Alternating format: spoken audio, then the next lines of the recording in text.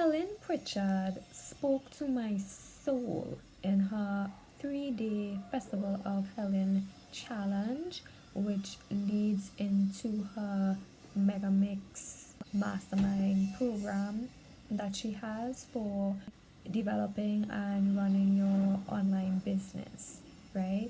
Now, I would not have heard about her if I didn't follow or watch Mike Winnett on YouTube. Um, and he kind of dispels people who sell online courses and who are kind of like con men or women. And he did a podcast with her, kind of validating that she's legit. So, in the back of my mind, she was somebody who I would eventually think about investing in a course because she does generating leads from LinkedIn. So whenever I wanted to go on LinkedIn, she was in the back of my mind. Now, in the past few weeks, I've been watching some stuff on Facebook, and one of her ads popped up for a free challenge. So, because she was in the back of my mind, I was like, oh, a free challenge, let me do this, let me see what I could learn. And I'm so glad that I did, because she's kind of like this person who it's a little bit of tough love, but it's like things you need to hear, and it's really going to either resonate with some people or a lot of people, and then like not with others. It's kind of polarizing like that, but that's kind of good, right? So today I'm just gonna touch on in this video about the main takeaways of what I got from her challenge. And if you want to work through her workbook for that challenge, I'm pretty sure you could check out her YouTube channel. I'll link it down below, or either her website, which it has a lot of free resources, and I really would encourage you to check them out. So the main things, right? The first thing she talk about is like the rule of one. So she's like, you need to sell one thing to one person at one time for one price, right? And she's like, she really harps on this, and it's really going to make you kind of like a specialist and not a generalist. And most people hire specialists than people who are good at a lot of things. And this really struck a chord with me because I'm one of those multi-passionate entrepreneurs. A lot of the things that plague me, she has like a rebuttal for. So for people who are multi-passionate like me, who are into the sciences, into the arts, into business, she's like, really and truly, when she hears people, you could sell all these things and do all these things, it's just fear of just picking one thing and going all in and afraid to fail at doing that one thing. So it's really fear of failure, and a little bit mixed up with fear of missing out. And she debunks that too, saying you're not missing out on any business because you're not getting any business because you're too general, and people can't go to you to solve just one specific problem, right? She talks about also marketing and people who are like, well, I'm good at something, but I don't like selling, I don't like marketing. And she's like, then don't do this. Like, she's very like, she's not going to like tell you, yes, this is for everybody could do this. She's like, if you don't like marketing, if you don't believe in either your capabilities or your products, then business is probably not for you. Go and get a job, right? And I love that because I don't like selling in the sense of kind of like cold pitching and like just like, this is it, this is for you, this is what you need to do. And like, she talks about this thing called like lighthouse marketing, where you attract your customers. So you put your content out there, you let people know what you do, how you're going to do it, how much it's going to be, and then they will come to you eventually. So you never really have to have that awkward like closing a sale type of thing, that awkward conversation, because people are going to come to you already knowing what they want from you, and that they want to buy and how to buy it, right? Because you put that out there. So I like that because I don't really like that type of direct sales thing. It's kind of like an indirect way of selling. So I like that. And she also talked about your mindset. So a lot of people have like the voices in their head that, spur the doubt and spur like, well, what people would think of me if I do this, if I work on this, if I go all in, why don't just, do what is safe and like have a regular job, stuff like that, all the things that you would be thinking about. And she talks about like once you get the clarity, which you would figure out when you go through her worksheets, that's like becomes your mission.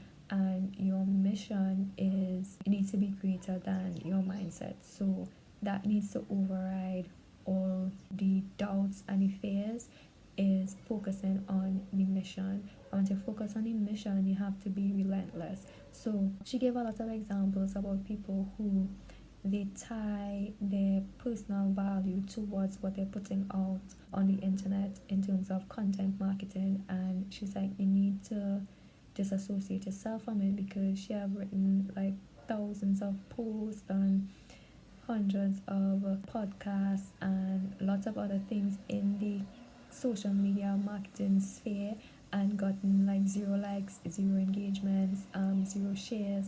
And you just have to keep showing up and being consistent and being relentless until you achieve what you want. Because in the beginning, you have not gained any type of trust, know-how, authority. You haven't gained or earned, those vanity metrics and those levels of engagement, and you have to earn it. So you have to put in the work. And that's why she speaks of this being a long game, and anybody who tells you different is lying, which I love. Anybody who tells me, yeah, this is gonna take like a year and a half, but you put in the work and it's going to work, like, I already sold it, because that's the truth. You have to put in hard work. It's a business you're building, but once you have the right steps to follow, then you should be successful, right? So she didn't really phrase it like this, but in terms of being motivated, it's either you want to do it or not. You have to like put in the work, you have to put in the effort, you have to do it. It's a lot on you. So it's a lot of self-motivation again, which I like, because it reinforces what I believe is that most of the times it's about 90% self-motivation, which drives you to success, and probably 10% external. Otherwise it's not going to work. And it really aligns with how she thinks that success is a decision, right? It's not really so much circumstance and other factors. And yes, these other factors are in play, but if you decide that you are going to do something, like, who's going to stop you? Like, who's going to stop you from building your business? Who's going to stop you from posting 100 times on social media about your services and your products? Like, nobody's stopping you, if you really think about it, right? So the last two things I want to talk about that she talked about was her 4 pillars of content marketing, which is stories, videos, social proof, and call to action, or in other words, your offer. So that's like the 4 types of content you just need to keep cycling through while you're posting on social media.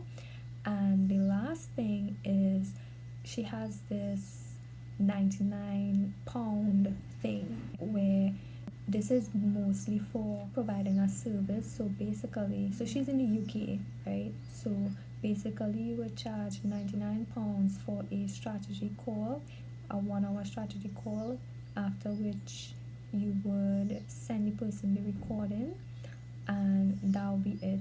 And it would be whatever you want it to be, and you sell 100 of those. And she's like, what it does is that it gives you experience in delivering your expertise. It gives you confidence that you can deliver your expertise and get clients results. It also gives you so much research into what your ideal client needs from you, to develop a highly profitable course where now you're moving from working one-to-one and working one-to-many. I feel like that's something that I will probably get into once I've developed a functioning online business. Like, that's definitely what I think my strategy call or my 99 pound thing can be. And I look forward to working with her in the future, because I think that these strategies can be implemented even if you don't work with her. I know on her YouTube channel has some recordings of her challenges. You can go through them. Otherwise, you would either have to join her challenge through her website, or you could look on her Facebook page and see if there are any resources there that you can get. So I highly recommend that you go through her worksheet to get clarity on your business online. And you can check out other videos in this playlist if you want more free resources and reviews on courses and other things that could help you with your online business. I'll see you in my next video.